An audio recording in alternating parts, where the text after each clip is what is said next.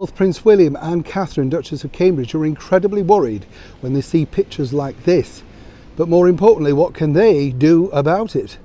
Hi, good morning, Neil Sean here in the very heart of London. Thank you for joining me today. Nice to see you as ever. And all the pollen's out today, I don't know about you. It's wherever you are in the world, I hope you are keeping cool. I know many places are going through winter, and yes, I do read those comments. And I don't want to know about it. You know, the weather's nice right now. I mean, people complain, but let's just enjoy it while we can. I mean, it's a bit like life, isn't it? And this is the bigger problem if you think about it for Prince William and Catherine. They've shown over the last 2 years just how happy, contented, and moving forward with their lives there are. Of course, it's been blighted, sadly, by the sad demise of the Duke of Edinburgh, who was very much a patriarch, really, of the family, wasn't he? When you look back, he really was a man that held it all together for them, and particularly, I think, for our gracious monarch, Our Majesty the Queen. But also moving forward, it must be very difficult because, you know, William knows one day that he will become king, and comes that, of course, a lot of responsibilities, big responsibilities, in fact. And one of those really could have been and should remain his younger brother, the former royal known as Prince Harry. And really what's been told to me by a very good source is this. As we've seen from that recent visit to New York by Prince Harry and his wife Meghan Markle, one thing that really stands out amongst all the hullabaloo and the fact that, you know, they're getting front pages and pictures and B-roll and camera clicking and all that sort of stuff is this.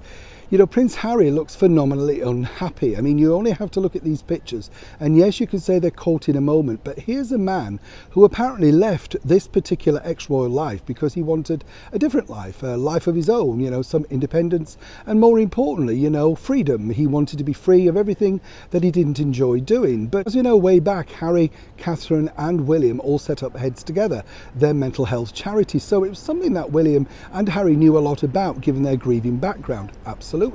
But what's interesting here is that the pictures, as a source very close to Prince William has told me, is he just speaks volumes. You know, they kind of know him, obviously, and they know exactly what's going through, what the problems are.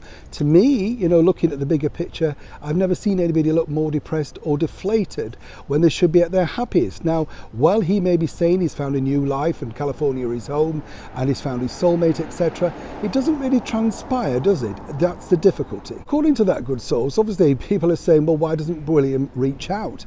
Well, apparently they don't want to. You know, it's very difficult also to make contact with Prince Harry because the people around him are not necessarily the people that William or Catherine now knew.